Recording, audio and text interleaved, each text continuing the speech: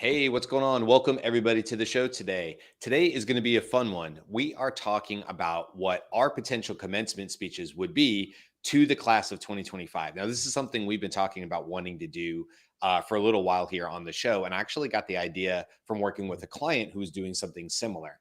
And so, really, the idea today is for Jumi, Andy, and myself, and whoever else joins the show as well to just impart our wisdom, whatever we think that is, however we think we could help the class of 2025 be ready for a world that is drastically different than most classes before them due to obviously AI. This is a class reminding you guys that this is a class who started without ChatGPT being part of their process, part of their schoolwork, but they're ending 4 years later, assuming a 4 year degree. We'll just keep that. They're ending 4 years later now with AI and chat tools and these things being a huge part of their learning experience. And of course, it's going to be a huge part of their career. So, this is the Daily AI Show. Today is May 19th, 2025. And welcome to the show. Like I said, we have Jumi, Andy, I'm Brian. And this is going to be a fun one, guys. I'm really excited to talk to you guys about this. I've been wanting to do this show for a while. We wanted to, we kind of had to hurry up and be like, hey, it's May. We need to get this out. So today's the day to do it. Really looking forward to everybody in the comments who's joining us live. Welcome to Jude, Greg, Justin, who are in early on here. Thanks, guys, for joining the conversation. And please put your thoughts in the comments as well about, maybe an idea or a tip or something that you would say to the graduating class. And we'll do our best during the show here to also bring in your thoughts. We love when we're able to be live and interactive. Also, don't forget, you can join us really two other major ways. You can join us every single day. If this is the first time you've ever seen us, that's great. Welcome. Hi. But this is the Daily Show, and we do this every single weekday at 10 a.m. Eastern. So you can always join us live if you like. You can obviously catch us on the replay. This is episode 466. So we've done quite a few. August will actually be our 2 year anniversary. So we're ramping up towards that, and also episode 500. But look, even if you miss us live, obviously you can catch us on the replays and Spotify and YouTube and Apple Podcasts and all the places. But you can also continue the conversation by being part of our community. The way you would do that is going to the dailyaishowcommunity.com, which is going to take you to a Slack login. That's where we have our free community, and you can join the conversation anytime you like. That's our way of helping the folks that want to be part of this, discussion and conversation with the show, but can't always, get with us live or just want to continue on the conversation. And we also have a newsletter that goes out. Just want to let you guys know about, and you can sign up for that. It's also free. It's also a great different way that you can get into the conversation. Just in ways that go above and beyond the show. Because even though we talk for basically 5 hours a week live, which is crazy to think about, there's always more. There's always more in the world of AI. So all those different ways that you guys can reach us. Like I said, if this is your first time ever seeing our faces, welcome. We appreciate you being here. If you really love what we're doing, come back day in and day out and join the conversation. Subscribe, like, and all the things. Okay. Good start to a Monday. Made sure I shared the things I needed to share, which always we get lost in the shuffle. Okay, Jimmy, Andy, Carl, I think is going to be joining us here just in a second. He's back in the green room. Let's sort of talk about this. I'll let you guys know. So I took a shot at writing a commencement speech. I thought I'll give this a shot, but it's shorter. I didn't want to be talking for 30 minutes or anything like that. So at some point I'd love to share that, but maybe even before we get into that. And welcome, Carl. You just joined us as well. I would love to get all your guys' sort of thoughts on this idea because it's a fun one, right? It's like maybe someday, I don't know, maybe one of you guys has been, a speaker at a commencement speech or stood up and talked to recent graduates. I'm not sure. I never have. Someday I hope to be invited, back to UGA to make a grand commencement speech there. But if I don't, I still like to think about how we could help this year's graduates. So how did you guys sort of come to this? Where was your brain sort of as far as working on this? Well, I wanted to share with the graduating class of 2025 just some advice about what they should be preparing themselves for, because there are some incredible gains in personal and professional productivity that are available to them that were never available to us. It's an incredible amplification of them and their capabilities as they step out into this world full of possibilities.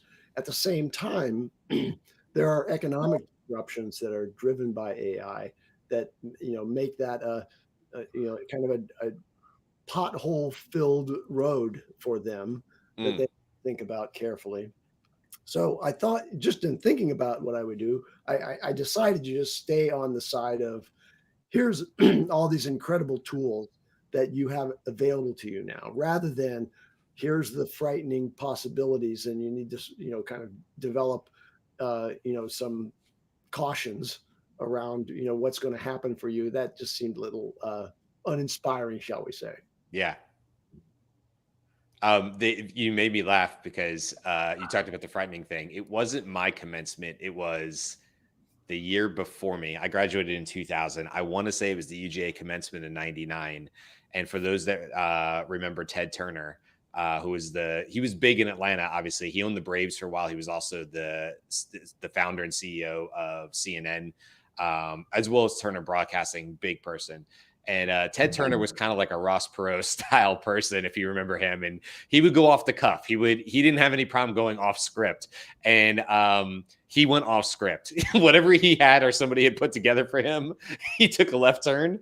And it became a very memorable, probably for the wrong reasons. But I have the most vivid memories of Ted Turner and everybody kind of turning in the crowd and being like, what is going on? What is he doing? So anyway, Andy, you just conjured a memory of me of somebody who started positive, but clearly decided to take a different approach halfway through his page. Went off the rails, yeah. Yeah, a little bit. Jimmy and Carl, before we get into maybe like our advice here, as I'm sort of affectionately calling this the class of AI, I really do think 2025 is unique in the sense that they started before, our sort of Gen AI explosion, and are obviously ending now, even comparable to 2024, where we are in 2025 and what this class has ahead of them and what tools they have, like Andy was saying. I think that makes them really unique. So, I don't know, Jimmy, what were you thinking about as you thought about this? How did you decide to sort of like formulate it? Speech, ideas? Where were you on this? For me, I think it's ideas. I was never a fan of any of these commencement speeches and these opportunities to bluster about your future and all those kinds of things. Of course, my personal experience may tell on me for that. So I did my class speech for high school, a little personal anecdote. I apparently got too real, and so my class advisors rewrote it for me just before I went on. Wow. And I looked at it and I was like, no, this is not going to fly. So I had a moment or off the cuff, and I just I just vented in front of the entire class. So yeah, high school horror stories. There you go. Yeah. But I think for the most part, though, these opportunities are a way to highlight things that you may not have got from your normal curriculum, or to perhaps get the gears turning or the wheels turning on thinking about the future if you already haven't. Because I can tell you, when I went through the experience, they really didn't tell you this is what it's going to really be like. These are the kinds of first years you're going to have. So maybe for class of AI, as you put it, we should highlight these are your expectations. This is what has not changed, and you should expect this kind of thing in the future, and what you can do to change it. That's the kind of way I took a look at it. And now, Carl, I would imagine it is very similar in Canada, but since I don't know for sure, I'm only familiar, obviously, with the way we sort of see commencement speeches at universities and things like that in the States. Is this the same in Canada? Do you still have university commencement speeches? Does it have a different style or tone to it that you're aware of, or is it basically what we have in the States? I think for secondary, it's the same, or it's a little bit different, but for university, It's the same. I think when I did my undergrad, I wasn't paying attention because I had earphones in the entire time. I just wanted to get out of there. And then for my grad, I didn't even attend. I just got my grad degree shipped to me because I was like, I'm not bothering with this. I just never. I was like, I've always been the one when even like in high school, it's like, yeah, graduated high school. You get a pat on the back and you can't take it that seriously. This is how I thought of it. I know people think about it much differently, but it's like, yeah, so what? Right? So high school was so what? And then undergrad was so what? Like you got an undergrad, you and everybody else got an undergrad. And even my my MBA, it's like, so what? You got it. Like it was never, I never thought of it that way as a massive accomplishment. It's more of like, it's like I don't care about the paper. I just cared about what I actually went through and did it actually help me get to where I wanted to go. Sure. So like the papers never were a big thing for me. And I think, but that's kind of, so that's how I'm looking at this, and where I was a little bit more cynical about, I'm getting more cynical about like what these things actually allow you to do. And right. And could it be just the institution you came from? Right. Like how does that or does it really matter now? Because you hear and see, I've got this many degrees, I've got this, and I still can't find a job.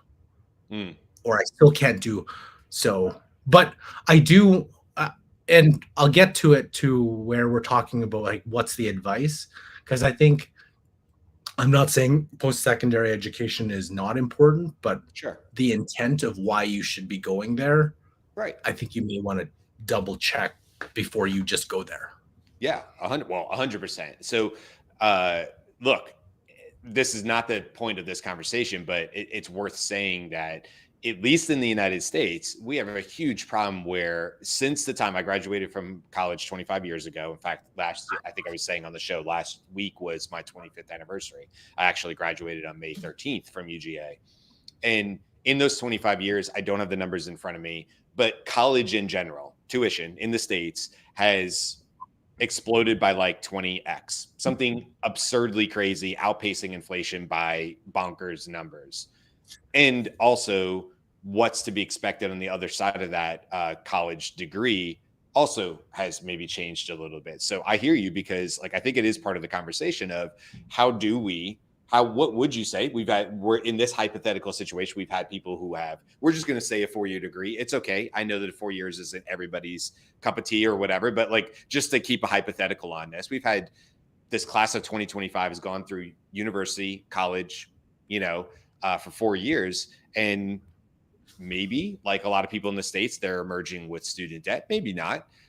Maybe their situation is different. And now they're facing this world that is, look, drastically different, I would say, in my opinion, than where they started just 4 years ago when they came into college, which is really, really interesting. In fact, my daughter, who'll just be graduating from 8th grade, which is not a big, to your point, Carlos, it's a kind of like, all right, moving on to high school. It's a big deal because she's moving schools, but I don't think anybody would say, oh, 8th grade, that's a big one, right? It's like, no, it's middle school to high school, and that's a big jump as far as maturity levels and all the things we know and stuff like that. But I was just saying to my wife over the weekend, as I was talking about this show, I said, geez, like I feel like she's maybe in a better position because she's got 4 more years for things to sort of be sorted out and figured out a little bit before she would even get to college. And I almost feel like her being 4 years behind versus maybe being a high school graduate right now almost will play to her favor, just because of the rapidly evolving and changing nature of what we talk about every day with AI. So I know, anyway, I hear you. And I agree. Although I will say, I don't know, Andy, you didn't really necessarily answer this part. I'd be curious, but Jimmy and Carl, like, it's interesting hearing your feedback on it. Because as I wrote as I read my speech back, not because I thought it was amazing, by the way, but I'm such a sap I'm such a romantic with this stuff. I wear my heart on my sleeve anyway, and it was making me tear up of a speech that I'm not actually giving to any one class. And I Oh my thought, God. yeah, that tracks. That's me. But that's like, you know, I do. It's funny you guys talk about that because like I actually am a bit of a romantic when it comes to like commencement speeches. And, you know, I do think they have, you know, they can set people on the right path. They can have an impact.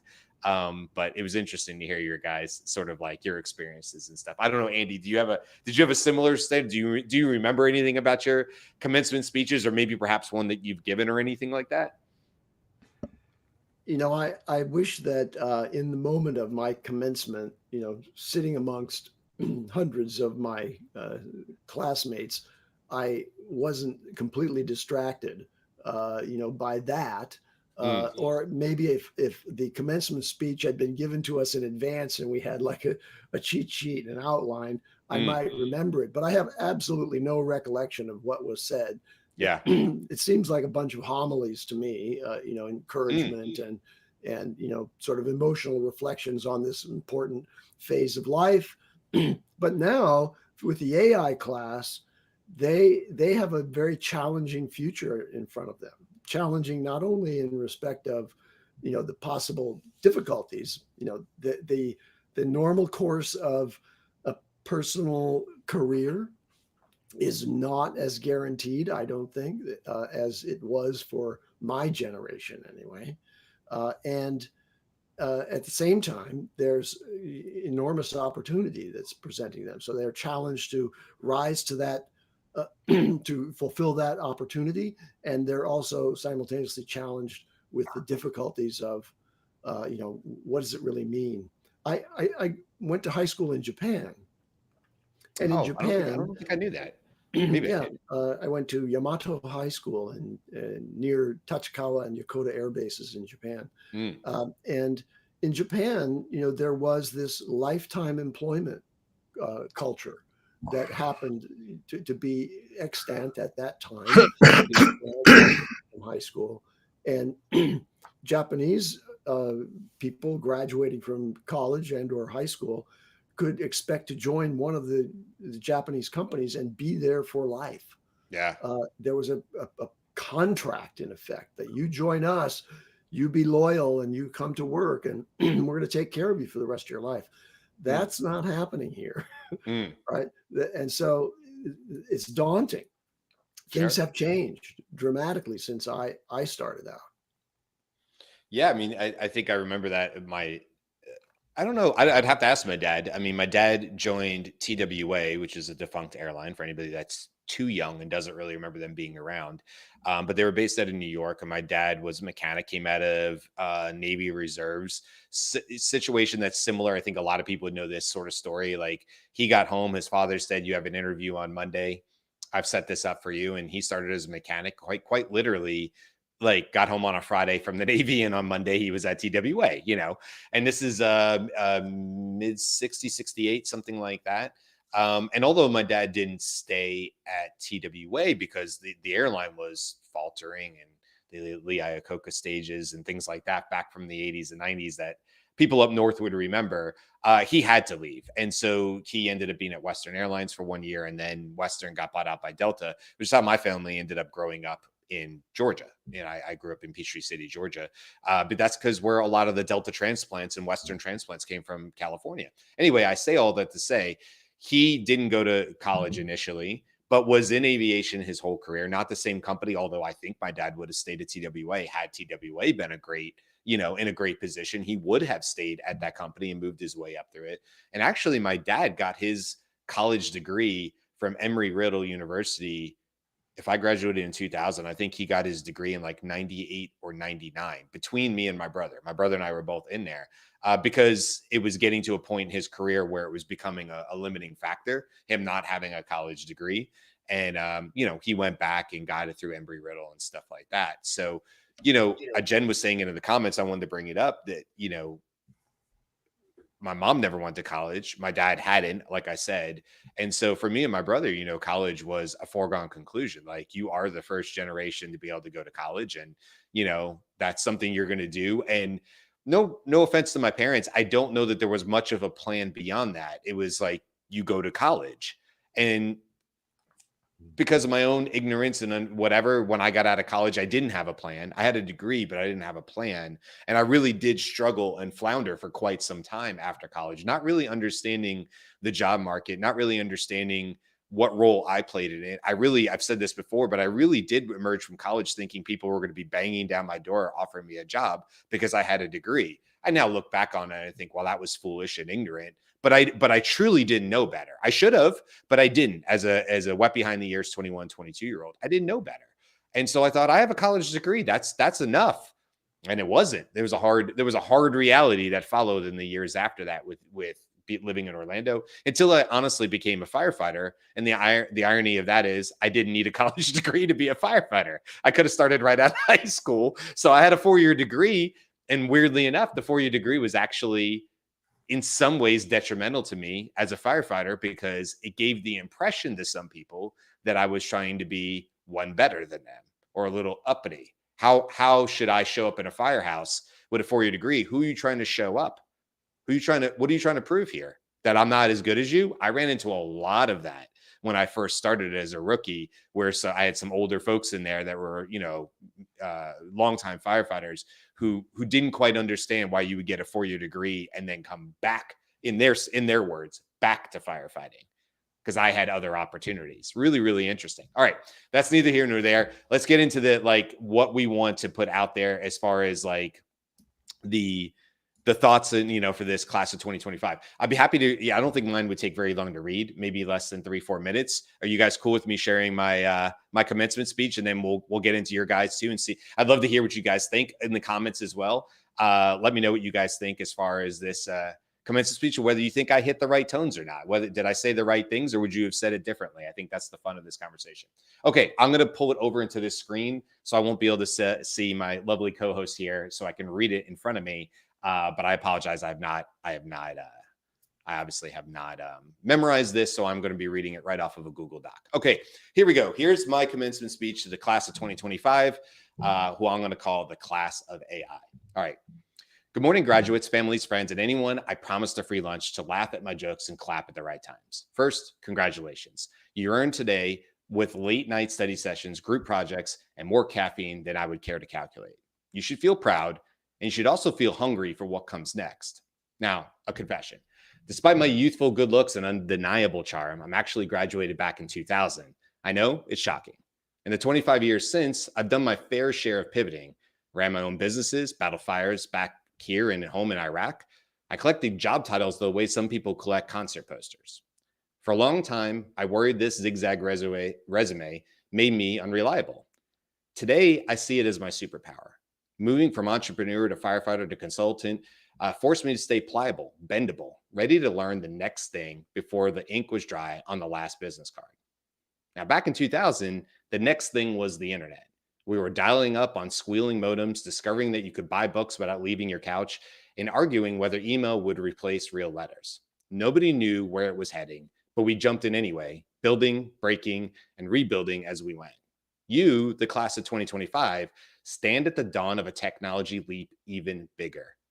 AI is not one more gadget. It's the electricity of the age. It will light up every industry, illuminate hidden possibilities, and occasionally fry a circuit or two. Your commencement lands at the precise moment when society decides how this power will be used. And that makes you pioneers. Think of the first sailors who left sight of land, or the early astronauts who trusted thin metal walls to carry them into darkness and back. Those explorers felt the same mix of fear and excitement many of you feel now. They succeeded not because they predicted every storm, but because they trusted their training, their teamwork, and their curiosity. Let me share 3 ideas for navigating this new sea. First, learn the language of the machines without forgetting your own. Master prompts, question every output, and understand the ethics behind the code. Yet keep practicing crafts no algorithm can mimic: storytelling, empathy, moral judgment. AI can draft a memo in seconds, but it still cannot look a colleague in the eye and know when to say, "Are you okay?" Second, treat change like a muscle. The more you stretch it, the stronger it gets. Block time each week to explore a new tool that you haven't tried. Fail fast, laugh about it, and share what you learned. In my firefighting days, we drilled on the basics until it felt like breathing because the real fire never waited for a perfect plan. Third, build a community wide enough to hold you accountable. You will shape AI policy, product design, and cultural norms. Surround yourself with people who think differently, who question your assumptions, who remind you that efficiency is worthless without humanity. Do these 3 things, and you'll not just keep up with the progress, but you're going to steer it.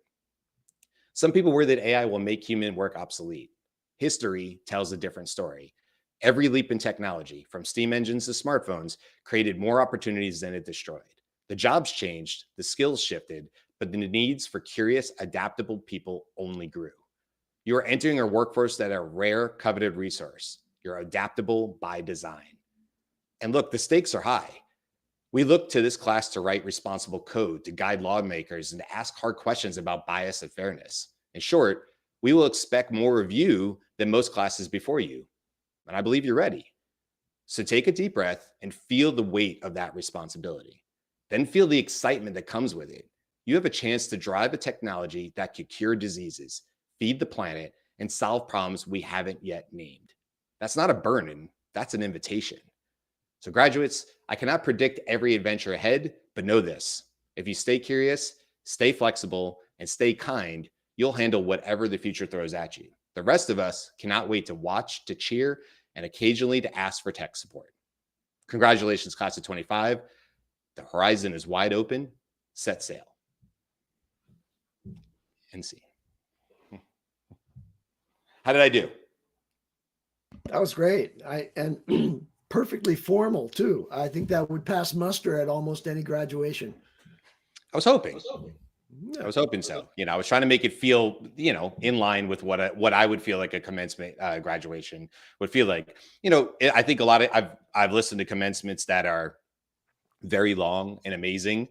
I've listened to some that are shorter than what I just said and have greater impact, So it's like trying to find that in between part of not boring people, but saying enough that hopefully a class of 2025, your 21 and 22-year-olds could possibly stay with the focus and not tune out too fast, So that's mine. So where are you guys on this? What lessons, what antidotes, what points would you want this 2025 class to share? If they were literally in the room with you, you'd be like, hey, you know what?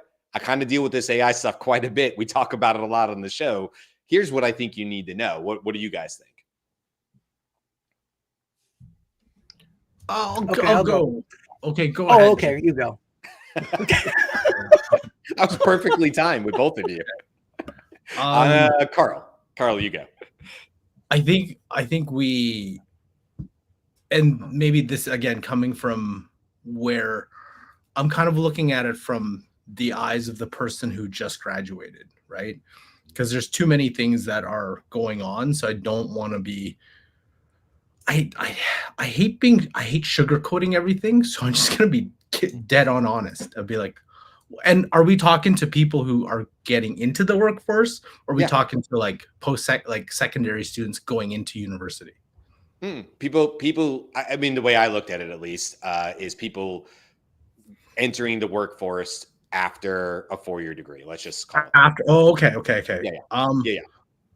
I think for me, what I would say is like you can't expect the expectation previously, and then the narrative that you've been told that you just have to work hard. And not saying that work hard is bad, but I'm like, just keep working hard and everything will, you'll reap what you sow. It's like, that's untrue. Like you could see it. You could see things are more expensive. They are, any company could immediately terminate you at any time. So I think you have to take more control of your career, your wherever path you want to get to. You have to you can't expect, loyalty for any company. You have to determine, and this is kind of what I tell like any mentees. To me, it's like, if you want to switch jobs, switch it. as fast as you can, like get the experience and get out. Like there's only one person really who's going to be looking out for you is you. And so be extremely greedy with your where you want to go. Do not like believe whether it's your parents or whoever else to say, or previous generations above you. It's like, well, you need to earn your stripes. No, I'm like, go get your stripes now. There is no, don't earn shit. Like, go get it. There is no wait your turn. If you wait your turn, you could be waiting for like decades. So, and you have all the tools at the moment to go get whatever you want to go get. So don't listen to, I guess, don't listen to what you're supposed to do. Just go and explore and go get it. That's it. Yeah. I mean, look, I think there's some solid points in there, which is, especially for this year's class, you can take anybody's advice and stuff like that. But anybody who's like, this is exactly what's going to happen in the next 4 years as it relates to AI, us and everybody else is doing educated guesses. So there has to be a weight in there, right, Carl? Like a balancing act of that, of to say, I guess, to the way I hear your point is, take advice. There's nothing wrong with listening to people who have been through things, and there's a lot of human skills that have nothing to do with AI that are going to be important. But when it really comes to like career and stuff, who's to say? Who's to say that somebody else is right or you're wrong based on how AI might affect a particular industry or across the board, you know? Like and I think it's more about like, if you, I think you kind of, you know, the perception, and this is where I'm starting, you can kind of see it, right? It's like the reason why you, and I was thinking we were going to do this from the point of a person just graduating high school. So I was thinking about it differently, where the question I would ask a lot of people is, why did you go to post-secondary? Like, why did you go do your thing? I'm always curious about like what the thought process is, because it's always very interesting. But I'm thinking, if the thought was you needed a degree to get a job, right? That was, I thought that's a lot of people went that route. And I went that route too. The thought was you needed a degree to get a job. And to a point, I think it was true, but I don't think that is as the case today. Maybe like, you know, all the schools and whatnot will get you certain jobs, but I was like, but you have like so many more opportunities to do different things. And you can sort of start to see, and maybe it isn't exactly today, but you're starting to see a lot of companies, the degree requirement isn't a requirement. It's like, well, okay, that's great. But I know for the past, like, what, 5-7 years, I could give a crap about what degree you had. I just glossed, I didn't even look at that. I'm like, what did you do? And did what you do, can you help me? Or can we train you enough that you have the necessary intangibles so we can train you on the skills to help this organization? The degree what meant are some of those intangibles to you, Carl? I get what you're saying, by the way, but I'm just curious, like as you think back to, you know, reviewing maybe resumes or CVs or something like that, you're like, okay, I didn't really care what your degree is. I cared what you do and how you can help me. Tell me some of those things that matter to you, because this could, for somebody listening to this, this could actually be really helpful to somebody. Well, so it depends on what the organization needed at that time. So for one organization, what we needed is, there was a term that you had, the glue. So we needed people that could essentially be the glue of the company. So the company is more well established. So we need people who can follow process. We need you to hold the company afloat. Essentially, we need you to be like stalwarts. So what I needed you to be is understand process. I need you to not so much think outside the box, but think inside the box. And like, there are certain things that I needed you to so your past experience would heavily be, I need you to hit the ground running because we don't have time to train you. But the things that you'll be doing aren't like totally overwhelming. It's just you need to be able to stay the course and be part of the team. That I'm sure if I think about it more, there's a bunch of other stuff that I need to do. However, let me throw in another intangible. There was a major CEO leader who was lauded in the annals of management. He was the CEO, Jack Welch of General Electric, Yeah. and they put in place a culture where their entire the entire focus of their recruitment and hiring practice was based on what he called energy. Like in the interview, what level of energy or spark does that candidate present?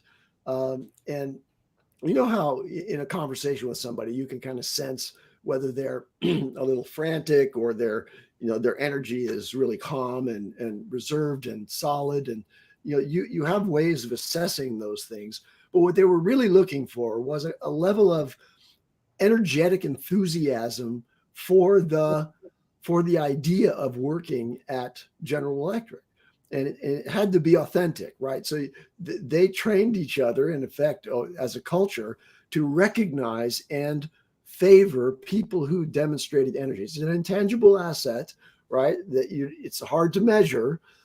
It's really only perceivable by another human, as far as what you would bring to the conversations, what you would bring to the dynamics of the internal operations or the processes. And that's an intangible that if you have that kind of positive energy, then that'll bode well for your future no matter what. Mm-hmm. I wanted to, but what I was gonna go to, and you raise a good point, Andy, because if you worked at General Electric, it's a massive organization, and there's certain things that you can and you probably can't do. Now, when I'm hiring for a startup back in 2012, I wasn't looking for that. I needed people who are like, I'm entrusting you. I trust your skills. You go out and execute the best way you think is possible. I want you to break stuff very quickly, and I need you to do that. And I need you to fail fast, and I need you to innovate as fast as you possibly can. And take your experience, and I have full trust. There's a reason why I hire you to go out and do that. So there's to me, like, when depending on where the company is and what they're trying to do and the department you're trying to hire for, I think there's certain things that you kind of have to look at, and the type of person that you're looking. Because imagine trying to have that innovative, break everything approach in a more established, heavy bureaucratic company. That person is going to be frustrated, and your processes can't adjust for it.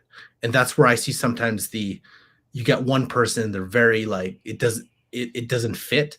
And then imagine a person who's used to big, large enterprises, has well-defined processes being put into a startup or smaller company where there's no predefined anything. You kind of go off and do your own thing, and the expectation is for you to do that. That's difficult for some people, and vice versa, right? So just understanding the organization you are hiring for and what you're trying to get them to do as the skill sets for both, right? Like, to me, it's two different skill sets. And also, what are you trying to do, like, from a management perspective? Like, what are you hiring for? A director, a VP? Like, different skill set too, and the type of leadership you want based on the company too. It's like a VP of a startup is a little different than a VP of a more established company, size wise too. Gwen brings up I'll bring it up on screen here. She said, I mean, isn't school really meant to be internship practice? I think it's a really interesting point, Gwen. Thanks for the comment in there. Because I think, honestly, no, only because, I mean, meant to maybe probably misses the mark for a lot of people. I can only speak to myself that I, now looking back from my 40s, yes, I wish I had a lot more experience in businesses during my college years, because I think I absolutely wouldn't have tripped and fell and misunderstood the market as much as I did when I got out of college. Now, I had a job most of the years I was there, like a lot of people. I worked for the university and I was around people all the time. UGA at that time had 30,000 undergrad students or whatever. So I lived in a small city of college students. And that was massively important to me. Obviously, that all the things that come out of living on a campus and, learning how to interact with people who didn't come from your hometown or different than you, had different ideas and thoughts. All of that is extremely beneficial. In fact, that is what I think I got out of UGA, not necessarily the value of the degree. And the reason I bring that up as a point is I'd be curious what you guys think about this. I can't say I would try to mandate this, but for my daughter, let's just say, if my daughter was graduating right now, I would strongly suggest to her that she tries to get hired by a company that is not remote and is in person in an office, because I think it's could be potentially damaging, especially as we look at AI, to not have those interpersonal skills and really have time to hone those in a low risk environment. Meaning I'm in an office. Maybe I share an office with three other people that are my age, and we all have desks, but we have space or whatever. And the CXOs of the company, however big or small it is, are not too terribly far away. And there are people having conversations around lunch tables on lunch breaks. And there are people having interesting conversations in the break rooms and stuff. I love every bit about the fact that I'm able to work remote, but I love it at 47.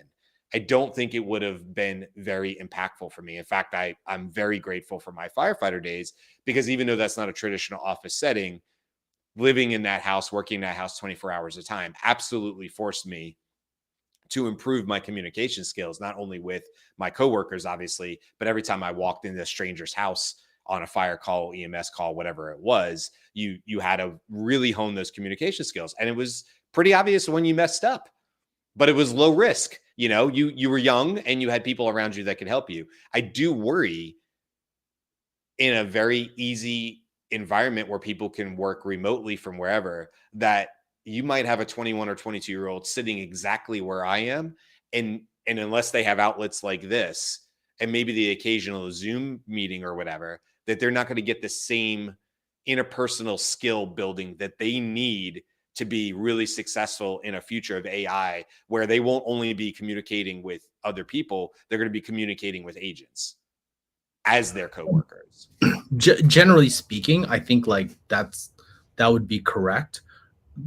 So I remember this too.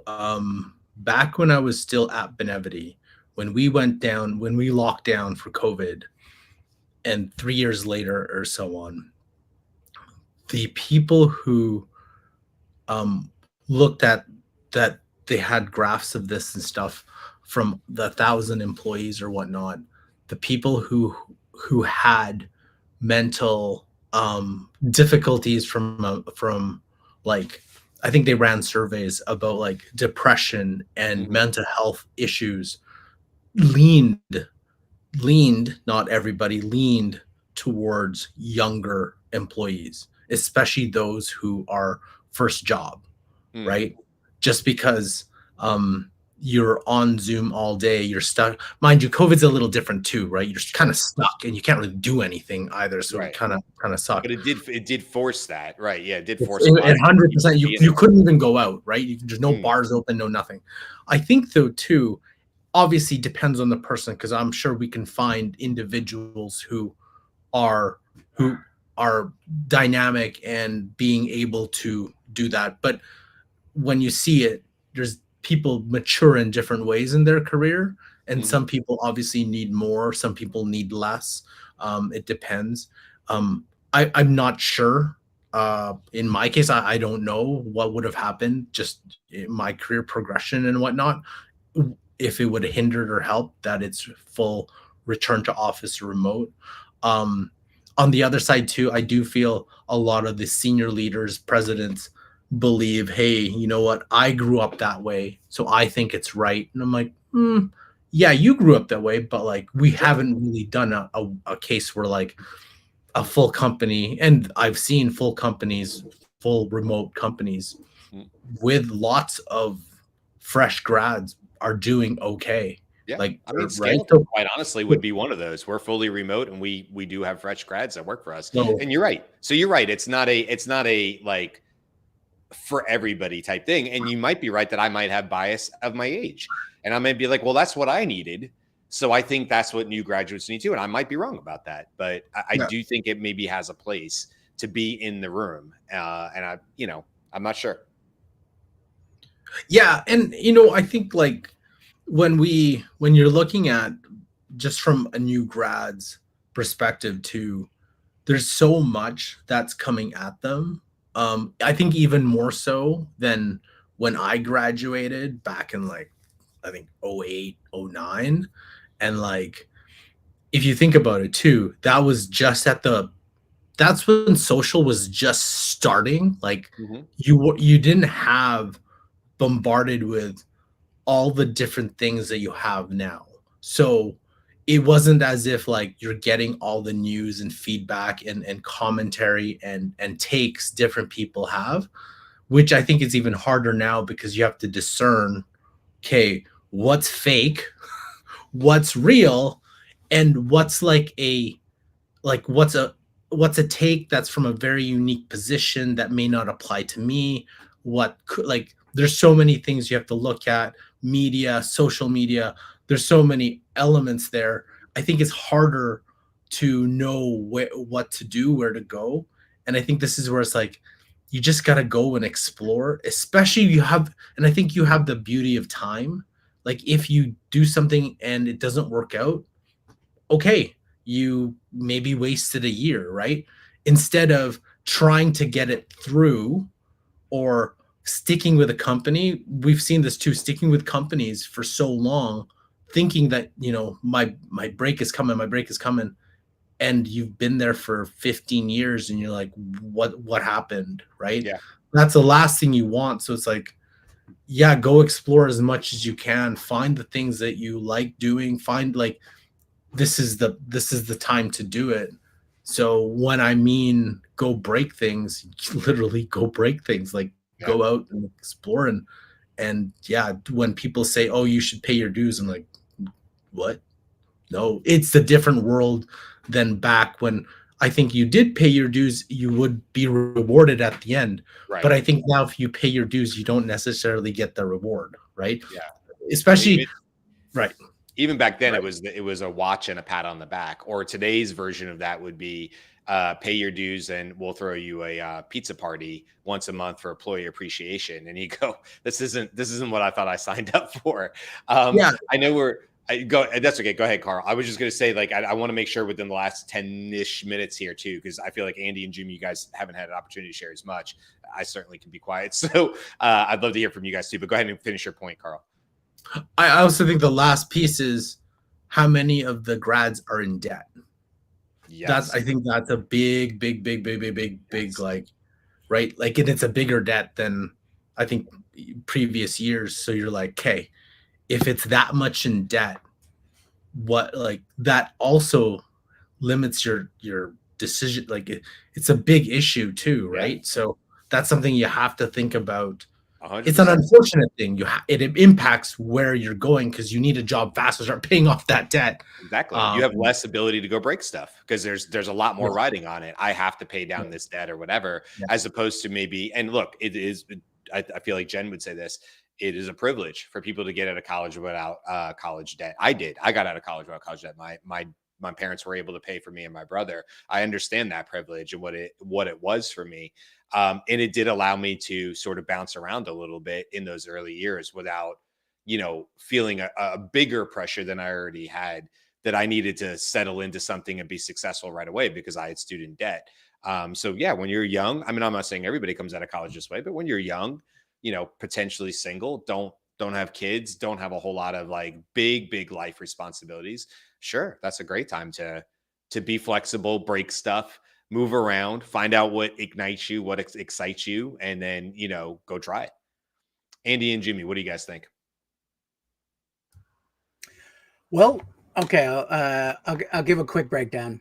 Number one, I think I'm in alignment with a lot of what Carl has said in terms of what the real expectation is.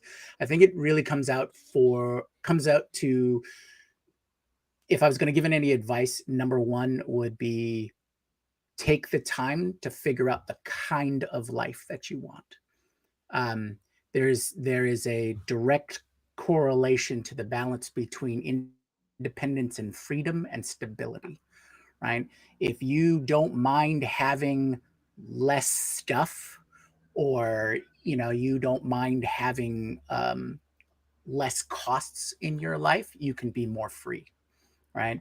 The more things that you want the car, you want the house, you want the family, that means you need more stability or find a way to pay for it, right? So it's that fine balance between the two. Now, I personally lean more on the freedom side of things. Tied to this is then the next thing I would suggest is keep a mindset of you work for yourself. You are self-employed. You are your own boss. And if you can, form your own company, right? A lot of things in especially in the United States, it's very business focused, very economy focused in that sense, right? But if you keep that mindset, then it'll help you adjust to how you look at employment. So if you're coming out of college and you need to be employed while you get your business up and running, or what your true dreams and passions are, right? Because everybody needs a little bit of revenue or income coming in to handle those day-to-day bills. But if you keep this I work for myself mindset, then you can see, oh, all right, I just need to work for them for 12 months or 24 months. And then I'm ready to move on to my next step. A lot of this does come to planning and realizing the kind of life that you're looking for, because the rest of the world doesn't care who you are. They really don't. They care about their concerns. They need people to fill this position. They need people to do this work for them. They don't care about your overall happiness. They're not there to help you be a better person or provide you a good life. That's your job. So I would try to keep that mindset when it comes to dealing with the world. Now, that isn't to say that you can't change the world. You can take your time, and especially with youth, you have a lot more energy to make those changes to those systemic changes. So go right ahead. I give you props, please do. But if you want to know what's kind of wave that you're going to be facing, or what kind of wall that you're going to have to cross, these are the kinds of things that you need to be aware of. For practicality of actually being involved in any employment or business, I'd say the number one rule that has really helped me throughout the decades is make other people's lives easier in their job. So if you need to get some sort of authorization or something like that from someone, or you need to get their buy-in, do the grunt work for them. It's a lot more work, absolutely, but you'll get a lot more yeses than nos. And the more time someone spends in a organization, the more no's you're going to get. So if you can make it easy for them to say yes, then do what you need, because that's what you want for your goals, right? Other than that, I think we've talked about, on the AI side of things, this is the basic soft skills, good communication, being able to, critically think about something, breaking it down, doing the work back. Okay, this is my goal. How do I work back from that to get to that? This is, if something happens or somebody said something, it's like, okay, if that is what the end result is, how did it happen to get to that end result? And then if you determine, oh, okay, well, they're full of BS, then then you make your choices. I know this might seem a little vague, but I'm trying to keep details as simple as possible here. But I think these kinds of direct applications of, this is what you're going to see in the next couple of years after your graduation, and this is how you can mitigate or navigate through those kinds of things or those environments. I think these are the kind of skills that you'll need at a minimum, regardless of what industry or whatnot. And I Well, did want to highlight, like what you brought up with Gwyn about the practice internship. Hmm. It should be, like you said, Brian, but it isn't. The biggest thing that a college experience gives you is one, well-rounding, so you can touch upon a bunch of stuff. It is a place to experiment, right? But you will not be the expert in whatever field that you're trying to go to, or if you're a generalist, a bunch of different things. But it, depending on the industry, what it will allow you to do is network and meeting other people who are entering in the same space as you, and you maintaining those relationships will pay out over time because they at least understand you. And that's where a lot of the interpersonal stuff, I think, comes from, is the ability to, you know, interact with people in the same, at the same level as you in terms of your similar experiences. Now, the interpersonal skills and things like that, I would lean more towards your life. Right? You can take your living experience in interpersonal and then move that into your working. It is slightly different, absolutely, but having those connections, having these people in your life, and you affecting their lives as well, is going to give you a much more fulfilling life overall. And that goes back to what I was originally saying. What kind of life do you want to have? And you can make choices based on what direction that you want. So you don't get put into the meat grinder. You're not just another cog. You know, you're affecting change, or you're living your life. You aren't born to work for somebody else. Your life is to live. Everything else is ancillary. So figuring out how to navigate the realities of keeping you alive, well, that's a whole nother thing. But I'll leave it at there before I go too far off. No. Listen, you're getting a lot of love in the comments. Jude wants to know, can you be his parental figure? Other people seconded that. Jen said, I needed this today. Other people are laughing about that. Gareth is now quoting Man in the Mirror by Michael Jackson. Well done. Jude is talking about being all you could be in the Army. So we have a lot of fun comments in there, but a lot of people are giving you props as well. By the way, Carl, you before that on there. Andy, how about this? How about you take us out, take us home? I don't mean wrap it up. I just mean like be our last words of guidance and wisdom here as we wrap up the show for today. Okay, here we go. So this graduating class is here on this day, which is the commencement of a whole group of people going out now to make good in the world and achieve things that they desire. And they're also doing so at the commencement of an AI revolution, a total shift in how knowledge work happens. So for the person to your left and the person to your right, they are going to have access to AI and AI agents as a personal force multiplier. And you need to be able to meet them by using AI and AI agents. And you'll also need to understand how to work with AI agents who may, in fact, be a force extension of the humans who are among you today as you go out into this working world. In this environment where Claude or ChatGPT or Gemini or others can ingest and process 100,000 word document in seconds, or you can provide some text instructions to Gamma and it'll generate beautiful analysis with graphic presentation on any topic or idea in a minute. You have tools available that, when I started out, just weren't even on the roadmap.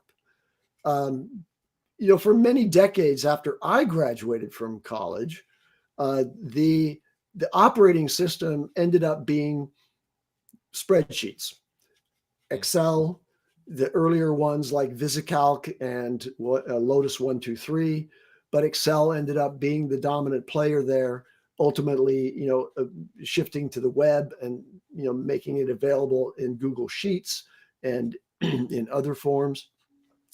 So the AI and AI agents are going to be your operating system going forward. It's not going to be about spreadsheets anymore.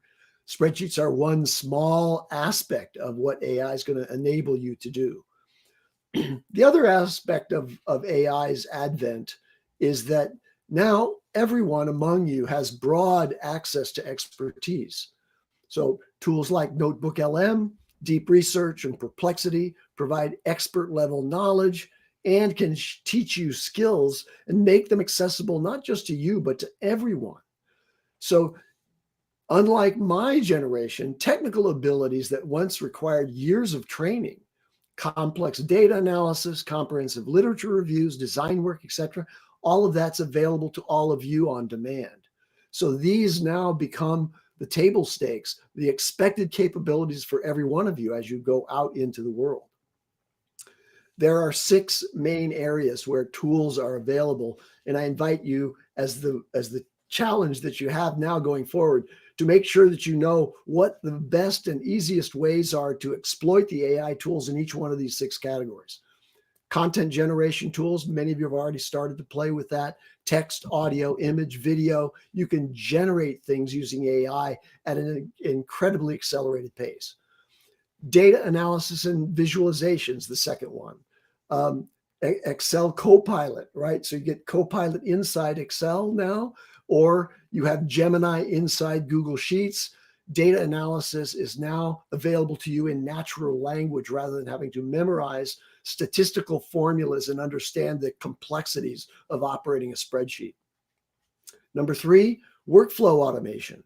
This is becoming increasingly important because many of the agentic features that we anticipate and are to some degree available in a few of the early agent-oriented tools, they may not be necessary. It could be that a simple workflow automation is enough.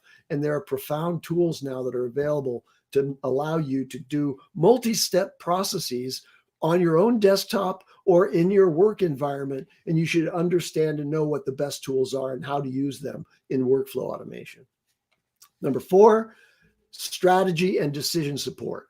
For you personally, as you go out to go developing the company of one that you are, what's the strategy? What's the best strategy for me? And you have tools now that can talk to you about that and provide decision support. And then learning how to do that for yourself will allow you to bring that same capability into the businesses that you contribute to or the businesses that you create.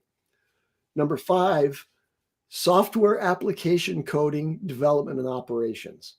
It wasn't so long ago that I would have recommended that, the smartest thing you can do is learn how to be a software engineer. Like that's the degree that you should be pursuing. That's no longer necessary, right?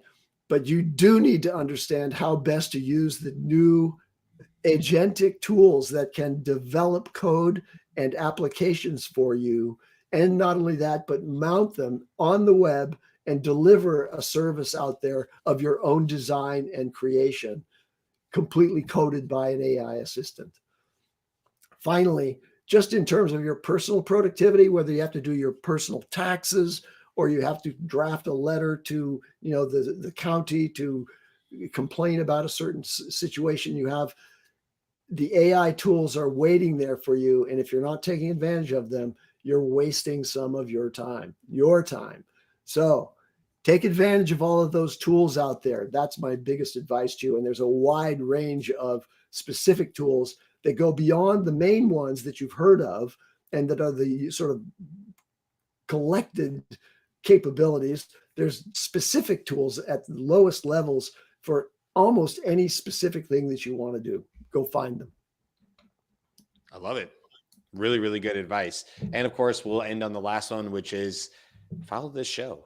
Come back day in and day out. If you're a new graduate, it doesn't hurt you to learn a little bit more about AI. We're here every weekday talking about it. So I think there's some really, really solid advice. Obviously, you guys have resonated with just our groups. And so I have no doubt with our live chat, that is, I have no doubt that lots of people who are going to watch this episode are going to get a lot out of it. So I just want to say thanks to Jimmy, Andy, Carl, for all your guys' insight and wisdom. I do hope I'm positive that this is going to help somebody who's going to watch or listen to this show, and it's going to help them make better decisions. Maybe if they're a new graduate, but maybe it's just somebody who's looking to make a career change or a life change. I think there's a lot to be gained from this conversation as well. With that, we're going to wrap it up. Come back and hang out with us all the rest of the week. We have all sorts of new AI shows and topics. So we will be here hanging out. Join us. Until next time, guys, we'll see you.